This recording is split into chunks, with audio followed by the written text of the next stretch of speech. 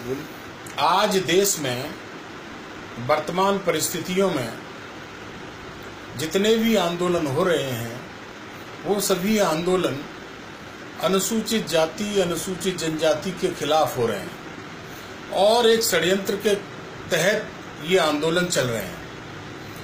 आज लोग आरक्षण का विरोध कर रहे हैं और अनुसूचित जाति जनजाति अत्याचार निवारण अधिनियम 1989 का विरोध कर रहे हैं। आरक्षण जो है ये कोई भीख नहीं है दलितों के लिए, ये एक संवैधानिक अधिकार है दलितों का और इस संवैधानिक अधिकार से कोई भी नेता और कोई भी सरकार वंचित नहीं कर सकती दलितों को।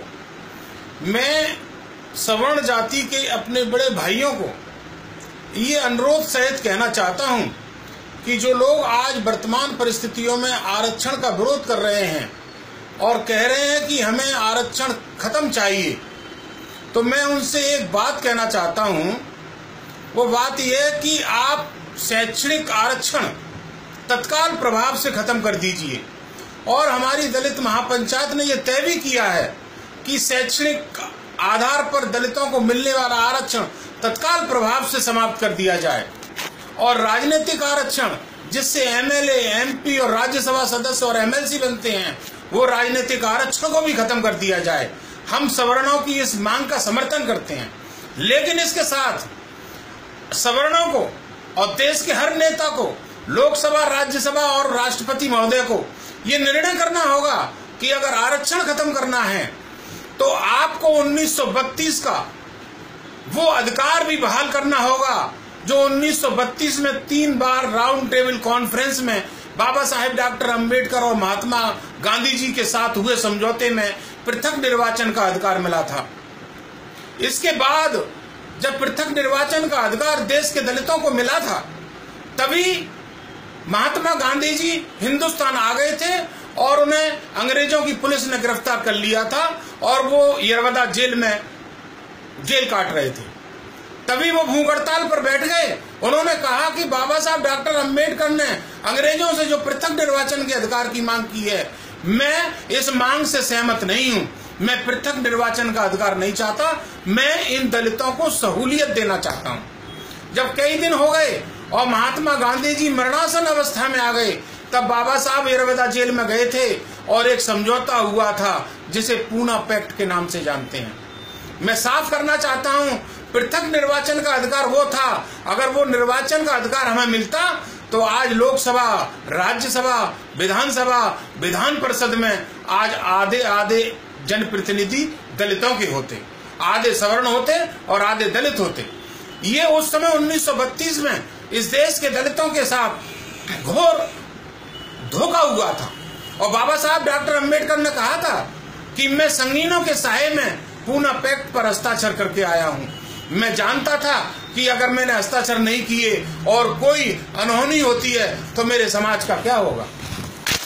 पृथक निर्वाचन का अधिकार एक ऐसा अधिकार था कि दलित प्रतिनिधि को चुनता और वही दलित एक सवर्ण प्रतिनिधि को चुनता। हम वोट मांगने किसी के पास नहीं जाते, लोग वोट मांगने हमारे पास आते। हम तो अपने वोट से दलित को जिता के भेज देते, लेकिन सवर्ण कोई प्रत्याशी होता तो उसको वोट देने का अधिकार हमारा था। यानी पृथक निर्वाचन के अधिकार से हमको 2 वोट देने का अधिकार था। लेकिन महात्मा गांधी जी, जिनको हम श्रद्धे के रूप में आज भी मानते हैं और कहते हैं, हमने उनकी कभी आलोचना नहीं की। हालांकि दलितों के साथ लंबे पैमाने पे जो धोखा हुआ था वो यरवदा जेल में हुआ था, पूना पैक्ट के तहत हुआ था। अगर आपको आरक्षण खत्म करना है तो 1932 का वो समझौता भी आपको लागू करना होगा, आपको पूना पैक्ट रद्द करना होगा। अगर आप आरक्षण खत्म करते हैं तो पूना पैक्ट को बहाल करिए।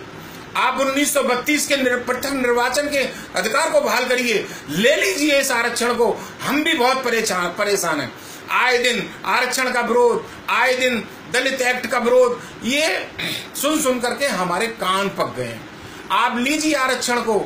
हमने नहीं मांग की थी। अनुसूचित जाति जनजाति अत्याचार निवारण अधिनियम 1989 में जो बना, किसी भी देश के दलित ने इस एक्ट की मांग नहीं की थी। खुद 1955 में छुआछूत अधिनियम जो बना था उसमें कुछ कमियां थी उन कमियों को पूरा करने के लिए उस 1955 छुआछूत अधिनियम को खत्म किया गया था। ये राजीव गांधी जी ने तैयार किया था और माननीय बीपी सिंह जी जब देश के प्रधानमंत्री थे तब इसको लागू किया गया था। आज जब माननीय सुप्रीम कोर्ट ने इसमें कुछ बदलाव करने का प्रयास किया तो लोकसभा और राज्यसभा में बिल पास करके इसको बहाल किया गया है। और जो शोर शराबा हो रहा है देश में कि एफआईआर दर्ज होते ही सवर्ण को गिरफ्तार कर लिया जाएगा, ये भ्रम फैलाने का प्रयास है। इस एक्ट में कोई बदलाव नहीं हुआ है, इस एक्ट में कोई गिरफ्तारी का अधिकार नहीं है, इस एक्ट में सवर्णों के उत्पीड़न का कोई मामला नहीं है। मैं पूछना चाहता हूं अपने भाइयों से कि लोग कहते हैं कि हरिजन एक्ट का विरोध होगा, ठीक है, आप विरोध कर रहे हैं, हरिजन एक्ट का दुरुपयोग होगा। मैं पूछना चाहता हूं कि इस हिंदुस्तान में जितने अंग्रेजों के कानून चल रहे हैं जो 1000 से ज्यादा हैं, क्या उनका दुरुपयोग नहीं हो रहा है? क्या आईपीसी, सीआरपीसी, सीपीसी इनका दुरुपयोग नहीं हो रहा है? इन सारी चीजों का दुरुपयोग है। क्या दहेज के मुकदमों का दुरुपयोग नहीं हो रहा है? क्या धारा 376 का दुरुपयोग नहीं हो रहा है? धारा 354 का दुरुपयोग नहीं हो रहा है? आपने आईपीसी का विरोध क्यों नहीं किया? आपने सीपीसी का विरोध क्यों नहीं किया? आपने सीआरपीसी का विरोध क्यों नहीं किया? आपने केवल अनुसूचित जाति के लोगों को, जिनको की कवच के रूप में, उनकी सुरक्षा के रूप में दिया गया है, आप उसका विरोध कर रहे हैं। मैं सवर्ण भाइयों से कहना चाहता हूं कि वो आए जगदीशपुरा में और मैं उनको लेकर के यहां से 20 किलोमीटर आगे ले जाऊंगा और वो किसी और दलित बना के ले जाऊंगा मैं उनको, और वो किसी सवर्ण की चारपाई पर बैठ के दिखा दें तो हम समझ लेंगे कि हिंदुस्तान से जातिवाद खत्म हो गया है। वो भी नहीं बैठ सकते, उन पर भी अन्याय अत्याचार होगा। आज गांव में देखिए, बिहार में एक दलित महिला को नंगा घुमाया गया। ये देश हमारा है क्या? हम हिंदू नहीं है? हमने कहा था जितनी आबादी अमेरिका में सभी लोगों की है, काले और गोरों की, उतनी आबादी इस देश में केवल दलितों की है। और दलितों को उपेक्षित करके, दलितों को अपमानित करके, दलितों की भावनाओं को ठेस पहुंचा करके अगर आप ये चाहते हैं कि हम हिंदू धर्म को मजबूत कर लेंगे, कदापि नहीं हो सकता। आपको हिंदू धर्म को मजबूत करने के लिए दलितों को गले लगाना होगा।